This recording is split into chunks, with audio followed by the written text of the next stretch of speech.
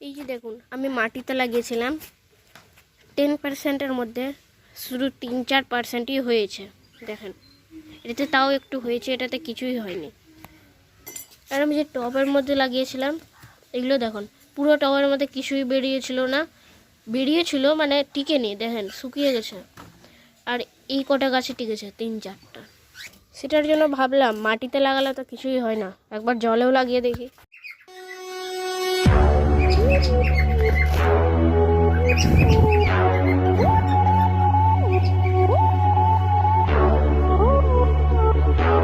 আজকে আমি মেথির উপরে ভিডিও বানাচ্ছি, how we will grow methi in water. কেমন করে আমরা জলের মধ্যে মেথি লাগাতে পারি। তো চলেন শুরু করি। যেমন কি ফ্রেন্ডস, আপনারা দেখতেই পাচ্ছেন যে এগুলো করার জন্য একটা বালতি, কিছু বীজ আর একটা গামলা লাগবে, ঠিক আছে? তো সবথেকে প্রথমে আপনি এক বালতির মধ্যে জল নেবেন, পুরোপুরি করবেন না। তারপরে এক ডালি কোনো একটা জিনিস ফুটোওয়ালা এখানে রেখে দেবেন, দেখবেন যে এখানে জলটা টাচ হচ্ছে কিনা।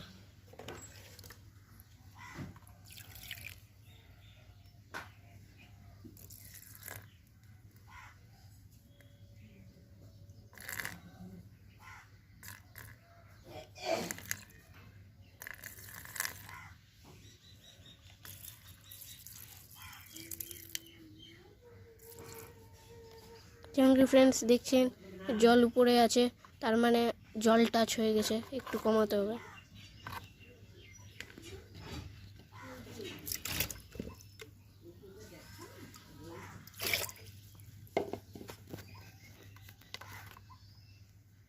যেমন কি দেখছেন জলটা টাচ হয়ে গেছে, এই দেখছেন জল উপরে আসছে, তার মানে এবার আমাদেরকে বীজটা দিতে হবে। যে বীজ আছে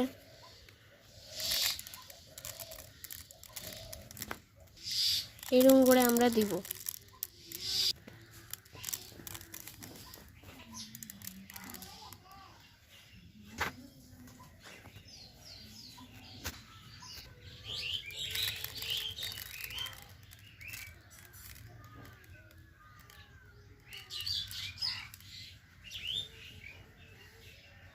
তো যেরকম দেখতে পাচ্ছেন, যেখানে যেখানে খুব বেশি বেশি বীজনের মাত্রা হয়ে গেছে ওখানে একটু একটু সাইড করে দেন।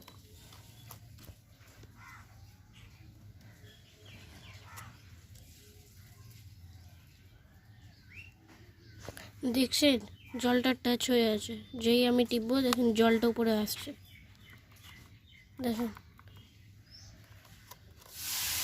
খেয়াল রাখবেন যেন জলের সাথে যেগুলো ঠেকে আছে ওগুলোই শুধু জার্মিনেট করবে, অন্যগুলো কিন্তু শুকিয়ে যাবে। তার জন্য এই জিনিসটা খুবই খেয়াল রাখবেন। আর প্রতি 3 দিন পর পর জলটা চেঞ্জ করতে হবে। তো ঠিক আছে, এবার আমি টাইম টু টাইম আপডেট দিব আপনাদের। আজকে মেথির বীজ লাগানো 1 সপ্তাহ 5 দিন হয়ে গেছে। তো চলো আপডেটটা দেখাচ্ছি। তো এই যে দেখছেন সেইগুলো বীজ যেগুলো লাগিয়েছিলাম, দেখেন কত ভালো করে জার্মিনেশন শুরু হয়ে গেছে। কিছু কিছু পাতাও বড় হয়ে গেছে, আর এখনও কিছু কিছু আছে জার্মিনেশন স্টার্ট হয়নি, তো ওগুলোও হয়ে যাবে। দেখেন শিকড়ে ভর্তি, একদম কত শিকড়। আর যেরকম কি আমি বলেছিলাম প্রতি 3 থেকে 4 দিন পর পর জলটা চেঞ্জ করতে হবে, এই জিনিসটা খেয়াল রাখবেন। আর না হলে আপনার গাছটা মরেও যেতে পারে বা জার্মিনেশন নাও স্টার্ট করতে পারে।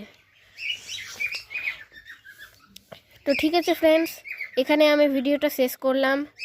ভিডিও পছন্দ হলে ভিডিওকে লাইক করবেন, আর চ্যানেলে নিউ থাকতে হলে চ্যানেলকে সাবস্ক্রাইব করবেন। Thank you.